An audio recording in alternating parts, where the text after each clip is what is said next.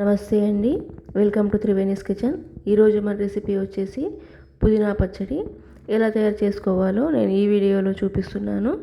ముందుగా స్టవ్ పైన ఒక ప్యాన్ పెట్టి అందులో 4 టేబుల్ స్పూన్ల ఆయిల్ వేసుకొని కట్ చేసి పెట్టుకున్న 8 పచ్చిమిరపకాయలు ఇందులో వేసి దూరగా వేయించుకోవాలి. ఇప్పుడు పెద్ద పుదీనా కట్టలండి, ఇవి కట్ చేసుకొని బాగా కడిగి కాసేపు అయ్యాక నీటి చెమ్మ లేకుండా ఇప్పుడు ఆయిల్లో ఇలా వేసుకోవాలి. వేసుకొని దూరగా వేయించుకోవాలి. వీడియోని అయితే స్కిప్ చేయకుండా చూడండి, లైక్ చేయండి, ఛానల్ని సబ్స్క్రైబ్ చేసుకోండి. బాగా ఈ పుదీనా దగ్గర అవ్వాలండి. తప్పకుండా మీరు కూడా ట్రై చేయండి. ఈ పచ్చడి ఆరోగ్యానికి చాలా మంచిది. ఇప్పుడు బాగా వేగిందండి. ఇప్పుడు ఒక చిన్న మిక్సీ గిన్నె తీసుకొని అందులో వేయించుకున్న పచ్చిమిర్చి, పుదీనా వేసుకొని ఇప్పుడు 7 వెల్లుల్లి రెబ్బలు వేసుకొని తగినంత ఉప్పు వేసుకొని మిక్సీ పట్టుకోవాలండి. ఇప్పుడు సర్వింగ్ బౌల్లో తీసుకొని దీంట్లో వేసుకోవాలండి. అయ్యిందండి పుదీనా పచ్చడి. మీరు కూడా తప్పకుండా ట్రై చేసి ఎలా ఉందో కామెంట్ సెక్షన్లో కామెంట్ పెట్టండి.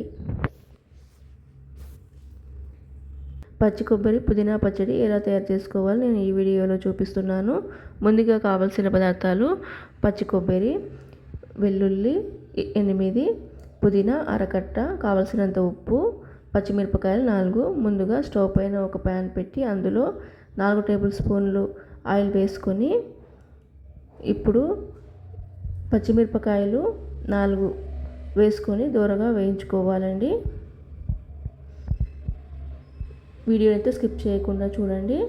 ఇప్పుడు కట్ చేసి పెట్టుకున్న ఈ పుదీనాను కూడా ఆయిల్లో వేసుకొని వేయించుకోవాలండి. ఇప్పుడు ఇందులో వెల్లుల్లి రిబ్బలు కూడా వేసుకొని కలుపుకోవాలి. ఇప్పుడు మిక్సీ గిన్నె తీసుకొని ఇందులో వేయించుకున్న పుదీనాను వేసుకొని అందులో తగినంత ఉప్పు కూడా వేసుకోవాలండి. వేసుకొని మిక్సీ పట్టుకోవాలి. కొంచెం మిక్సీ పట్టుకున్నాక ఇప్పుడు ఇందులో ఒక 3 రెబ్బలు చింతపండును వేసుకొని మిక్సీ పట్టుకోవాలి. అయ్యిందండి. ఇప్పుడు సర్వింగ్ బౌల్ తీసుకొని సర్వింగ్ చేసుకోవాలి. తప్పకుండా మీరు కూడా ట్రై చేయండి. ఎలా వచ్చిందో కామెంట్ సెక్షన్లో కామెంట్ పెట్టండి. ఈ పచ్చడి అన్నంలోకైనా, చపాతీలోకైనా, రొట్టెలలోనైనా చాలా టేస్టీగా ఉంటుందండి.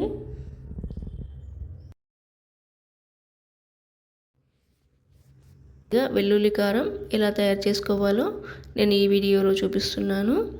ఇది అన్నంలోకైనా, చపాతీలోకైనా, రోటీలోనైనా చాలా టేస్టీగా ఉంటుందండి.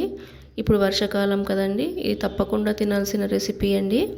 ముందుగా కావలసిన పదార్థాలు: టమాటాలు మీడియం సైజు 2 తీసుకున్నాను. అలాగే వెల్లుల్లిపాయలు 3 గడ్డలు ఒలిచి పెట్టుకున్నానండి. తగినంత కారం, ఉప్పు, కరివేపాకు. ముందుగా రోలులో వెల్లుల్లిపాయలు వేసుకోవాలి. అలాగే టమాటాలను కూడా కట్ చేసి పెట్టుకోవాలి. స్టవ్ పైన ఒక కడాయి పెట్టుకోవాలి. ఇందులో 6 టేబుల్ స్పూన్ల దాకా ఆయిల్ వేసుకోవాలండి. వీడియో అయితే స్కిప్ చేయకుండా చూడండి, లైక్ చేయండి, ఛానల్ని సబ్స్క్రైబ్ చేసుకోండి. ఇప్పుడు ఆ రోలులోని వెల్లుల్లిలో తగినంత కారం, ఉప్పు వేసుకొని దంచుకోవాలండి. ఎక్కువ కారం కావాల్సిన వాళ్ళు ఎక్కువ కారం వేసుకొని దంచుకోవచ్చు. ఇప్పుడు ఆయిల్ కాగిందండి. ఇందులో ఆవాలు, జీలకర్ర వేసుకోవాలి. అలాగే కరివేపాకు కూడా వేసుకోవాలండి. ఇప్పుడు టమాటాలు కూడా వేసుకోవాలి. ఈ టమాటాలు ఆయిల్లో బాగా మగ్గాలండి. వీడియో అయితే స్కిప్ చేయకుండా చూడండి. టమాటాలు వేసుకొని పసుపు వేసుకొని కలుపుకోవాలి.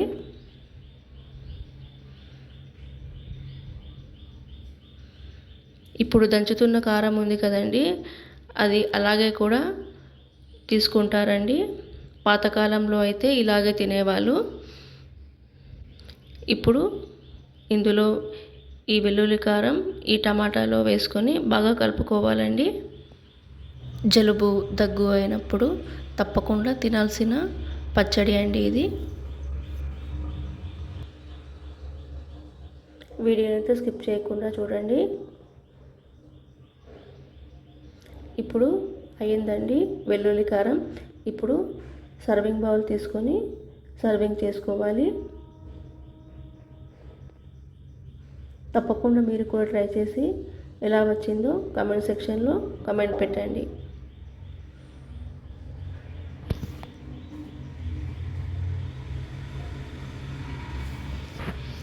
ఈ రెసిపీ ఆరోగ్యానికి కూడా చాలా మంచిదండి.